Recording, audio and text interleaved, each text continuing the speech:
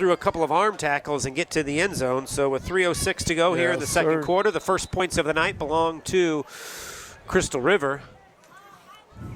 Extra point attempt by Taylor Martin, trying to give the Pirates a 7-point lead. We'll see what the call is, as one of the Hernando defenders came in. I don't know if he crossed the line of scrimmage or was there movement up front by Crystal River. They're moving it back. You hate to see that, especially on an extra point. You're that close for a good field goal, but I think Crystal River's kicker can do it. He did a good job against Lecanto, and I think he's going to do a good job tonight for Crystal River. Very busy. So they move it back to the 15. There'll be 25-yard extra point attempt. The kick low, but it's good. That's a good kick. And through. Good kick.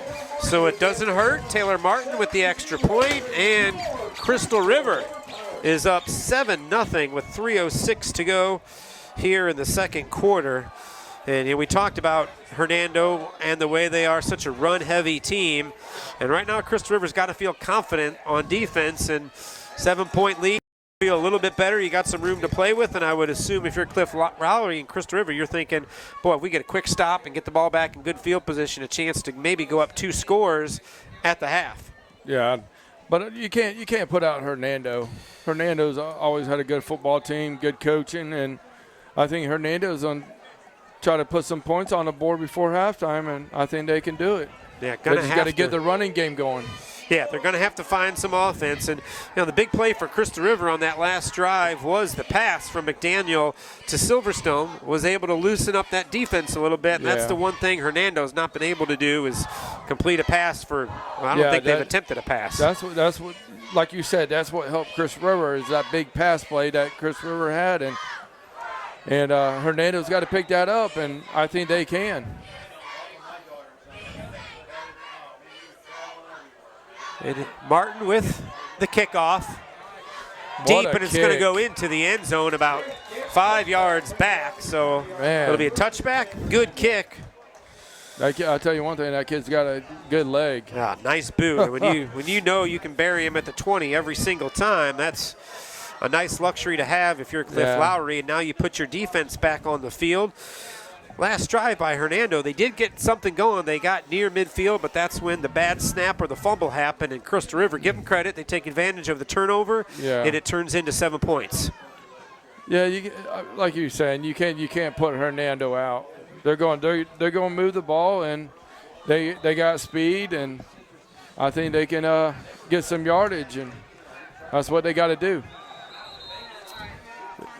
Crystal River did not like the way things set up defensively, where something was wrong, and defensive coordinator Devin Dominguez and Cliff Lowry calls a quick timeout to make sure they got everything set. Even though Hernando is deep in their own territory. Yeah. You've played a good first half. There's only 3 minutes left. You don't want to give up a big play and get Hernando back into the ball game. Yeah, you always got to make sure your players are right there, ready to go. I mean, you can't make mistakes like that by using a timeout. Well, and if it prevents a big play, then it's a good use of a timeout. As we talked about, of course, a tough night, tough day for Hernando High School, the football team, the entire community. As Trevor Bowen goes out to him. Yeah. Tragic automobile accident this morning took that young man's life, and the Leopards have decided they want to honor him by playing tonight against Crystal River. There's the snap back, and it's the big guy.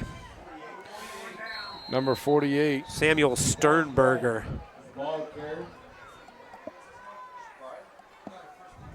And that was a good run by Hernando. He took the snap and ran it up the middle and was able to get some yardage, and that's what Hernando's going to have to do against this Crystal River defense. Yeah, we talked about it. It's got to be first down positive yardage for them. Now dropping back to pass, but he pulls it down. Nice move on the defender. Close to a first down. That was a good job by Maurice Holland. I don't know if that was designed for him to fake the pass and throw, but that's what he did, and it turns into a very positive play. It'll be 3rd and 1. Yeah, he, believe it or not, if he would have probably stayed on his feet, he would have probably been off the races, and I really don't think the defense would have caught up with him. but fortunately the Chris River defense was able to trip them up. This play will put us under 2 minutes to go. There's the low snap, but it's Kevon Williams around the left side, the right side actually, cuts it back up the middle, and that'll be a first down. That's a good run by Hernando. That's a big play for them. That's what they needed. Yeah, they needed a play like that. As I said, Williams, their leading rusher. Not putting up big numbers, but certainly capable of a big play as he makes a nice run and gets them out of the shadow of their own goalposts. They're out across the 40. Clock running, under 2 minutes to go. 7-0 Crystal River in front. Second quarter. Snap back to Holland. Going deep, and it's defended well and actually overthrown. Good job defensively by Taylor Martin. He was going stride for stride with Jacob Batten. Yeah, that was a good coverage. He didn't let that guy get by him. He just kind of used the sidelines as another defender, ran shoulder to shoulder with him. The pass was overthrown anyway, but did a good job too of not making contact. If it would have been good pass, I think number 11 would have come up with it because he's a little bit taller than him. But number 12 ran stride to stride with him, and fortunately he overthrew him. Yeah, that's a pass you got to throw way over the outside shoulder, and that was inside, and better chance to be picked off than anything else. So now that sets up a 2nd and 10 from the 41 for Hernando. It's Williams around the right side again. Crystal River, good job defensively. A host of Pirates in there on the tackle. Yeah, they were ready. They were ready for that run, but he was able to get a yard, but it brings up 3rd down and 10. So clock running under 1:26. I think Hernando would probably maybe try to take their time because it is 3rd and long. You hate to give Crystal River a little bit of time to play with, but they're not wasting too much time. There's the snap back. Ball is up and overthrown, intended for Frederick Scrivens. When you find a guy wide open like that, you got to make a good pass. Fortunately, he just threw right behind his receiver and brings up 4th down and 9. So it looks like Hernando's going to have to punt the ball. Still 1:08, and if you can get a decent return, you could find yourself in good field position. Yeah.